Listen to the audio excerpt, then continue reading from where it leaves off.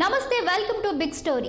భూ కుంభకోణం కేసులో జార్ఖండ్ మాజీ సీఎం జార్ఖండ్ ముక్తి మోర్చా నాయకుడు హేమంత్ సోరెన్ ను ఈడీ ఇప్పటికే అరెస్టు చేసింది. దాంతో తాజాగా అందరి దృష్టి ఢిల్లీ సీఎం కేజ్రీవాల్ పై పడింది.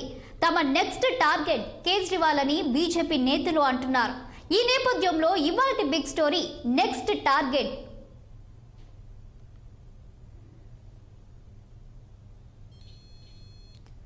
ఢిల్లీ సీఎం కేజ్రీవాల్ కు ఈడీ సమన్లు కొత్తేమి కాదు. తాజాగా 5వ కూడా ఆయనకు సమన్లు అందాయి. ఎన్ని సమన్లు అందినా వాటిని బేఖాతారు చేసే ఉద్దేశంతోనే కేజ్రీవాల్ ఉన్నట్లుగా ఉంది. ఎప్పట్లా ఈ దఫా సమన్లకు కూడా ఆయన స్పందించలేదు. మరోవైపున బీజేపీ మాత్రం ఈ విషయంలో దూకుడు పెంచుతుంది. తమ నెక్స్ట్ టార్గెట్ కేజ్రీవాల్ అంటూ బీజేపీ నేతలు హెచ్చరికలు చేస్తున్నారు. తాజాగా రాజ్యసభ బీజేపీ ఎంపీ హర్నాథ్ సింగ్ యాదవ్ ఇదే విషయం స్పష్టం చేశారు. ఇక కేజ్రీవాల్ పై విచారణ జరగనుందని, ఆయన అరెస్టు తప్పదని బీజేపీ ఎంపీలు అంటున్నారు.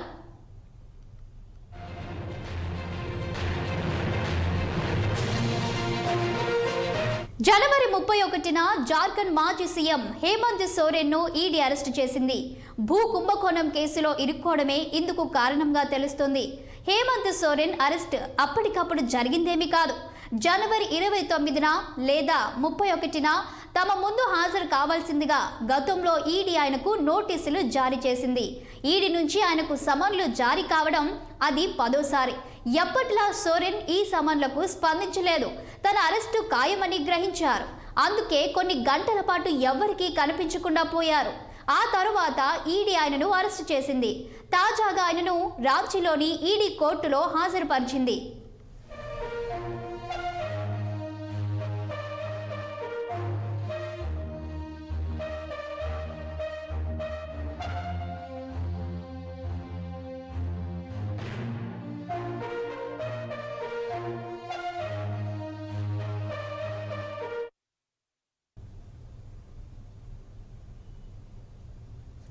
సాధారణంగా ఈడీ సమన్లు అందించిన తరువాత నాయకులు స్వయంగా ఈడీ కార్యాలయానికి చేరుకుంటారు. అక్కడ అధికారులు అడిగే ప్రశ్నలకు సమాధానం ఇస్తూ ఉంటారు. హేమంత్ సోరెన్ మాత్రం ఇందుకు భిన్నంగా వ్యవహరించారు. 10 సార్లు ఈడీ నుంచి సమన్లు వచ్చినా పట్టించుకోలేదు. అధికారుల ప్రశ్నలకు సమాధానాలు ఇచ్చేందుకు ఈడీ కార్యాలయానికి వెళ్ళలేదు. దాంతో ప్రశ్నించేందుకు ఈడీ అధికారులే ఆయన ఇంటికి బయలుదేరారు. రాజ్ భవన్, ఈడీ కార్యాలయం, మాజీ సీఎం ఇంటి పరిసరాల్లో 144 సెక్షన్ విధించారు. చివరకు ఆయనను అరెస్టు చేశారు.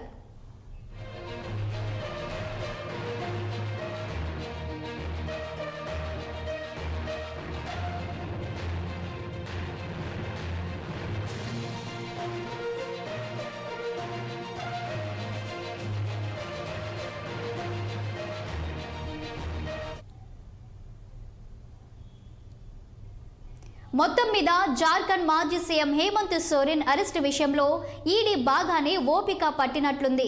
10 సార్లు సమన్లు పంపి వాటికి స్పందించకపోవడంతో అరెస్టు చేసింది. బహుశా ఢిల్లీ సీఎం విషయంలో కూడా అలానే జరిగే అవకాశం ఉండొచ్చు. కాకపోతే సోరెన్ విషయంలో మాదిరిగా 10 సార్లు సమన్లు పంపిస్తారా, లేకుంటే ఇప్పటికే పంపిన 5 సమన్లతోనే సరిపుచ్చుకుంటారా అనేది కూడా తేల్చాల్సి ఉంది. ఈడీ తనను అరెస్టు చేయడంపై హేమంత్ సోరెన్ తీవ్రంగానే స్పందించారు. తన అరెస్టు రాజకీయ దురుద్దేశాలతో జరిగిందని ఆరోపించారు.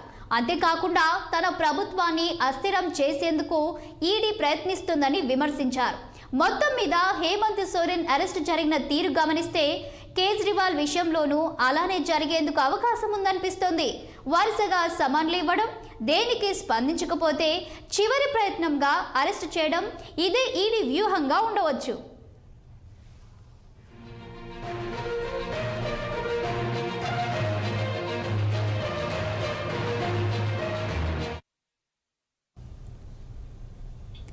ఎక్సైజ్ పాలసీ కేసుకు సంబంధించి తమ ప్రశ్నలకు సమాధానం చెప్పాల్సిందిగా కోరుతూ శుక్రవారం ఈడీ 5వసారి ఢిల్లీ సీఎం కేజ్రీవాల్ కు సమన్లు జారీ చేసింది.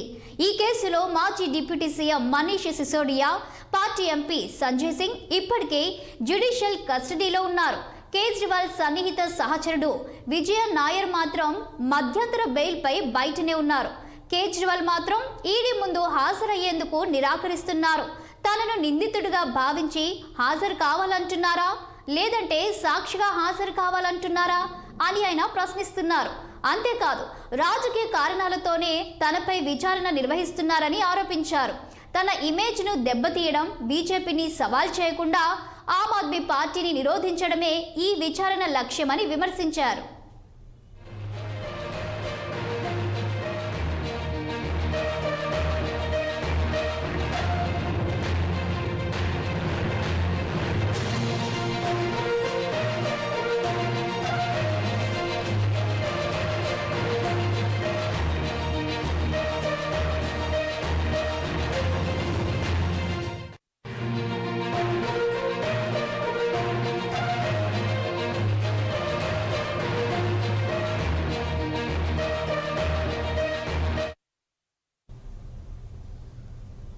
కేజ్రీవాల్ కు ఈడీ సమన్లు జారీ చేయడం వెనుక కూడా పెద్ద కథనే ఉంది.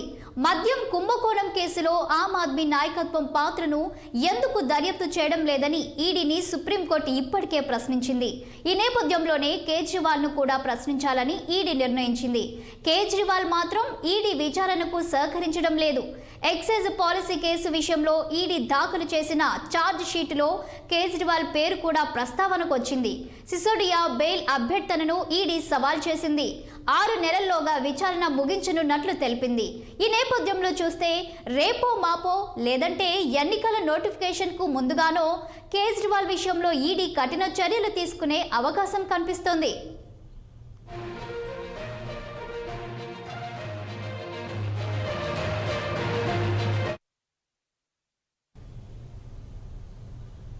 కేజ్రీవాల్ పై జారీ అయిన సమన్లు అన్ని కూడా చట్టవిరుద్ధమని ఆమ్ ఆద్మీ పార్టీ నాయకులు అంటున్నారు. చట్టం పరిధిలో తాము చేయగలిగినంత చేస్తామని చెబుతున్నారు. బీజేపీ నేతల వైఖరి మాత్రం మరో రకంగా ఉంది. న్యాయ ప్రక్రియ నుంచి తప్పించుకు తిరగడాన్ని కేజ్రీవాల్ మానుకోవాలని వారు అంటున్నారు. ఈడీ ముందు హాజరు కావడం ద్వారా కేసు విచారణకు సహకరించాలని సూచించారు.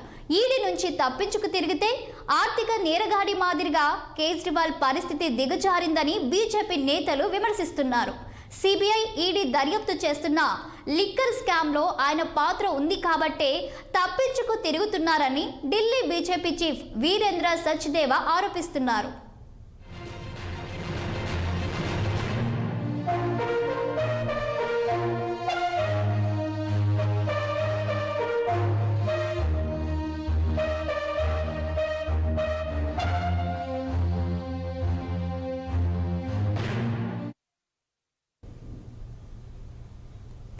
కేజ్రీవాల్ ను ఫిబ్రవరి 2వ తేదీన తమ ముందు హాజరు కావాల్సిందిగా ఈడీ కోరింది. ఆ మేరకు ఇటీవల తాజా సమన్లను కూడా జారీ చేసింది. మరి కేజ్రీవాల్ శుక్రవారం నాడు ఈడీ ముందు హాజరవుతారా? గతంలో మాదిరిగా హాజరయ్యేందుకు తిరస్కరిస్తారా అనేది ఇప్పుడు హాట్ టాపిక్ గా మారింది.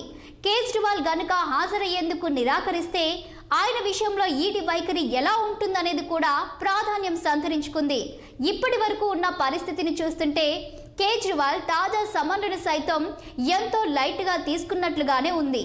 ఈడీ ముందు హాజరు కావడానికి బదులుగా బీజేపీ ప్రధాన కార్యాలయం ముందు ధర్నా చేసేందుకు ఆయన వెళ్లనున్నారు. ఇటీవల జరిగిన చండీగఢ్ మేయర్ ఎన్నికల్లో బీజేపీ అనుచిత విధానాలకు నిరసనగా ఈ ధర్నా చేస్తున్నట్లు ఆమ్ ఆద్మీ పార్టీ ప్రకటించింది.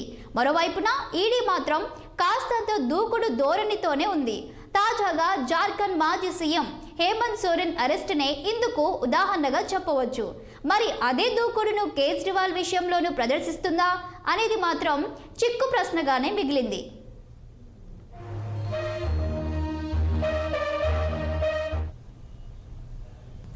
ఇది వాళ్ళ బిగ్ స్టోరీ. మరో ఎపిసోడ్లో మళ్ళీ కలుద్దాం. Until then keep watching 6 TV. సామాన్యుడి ఆరు ప్రాణం.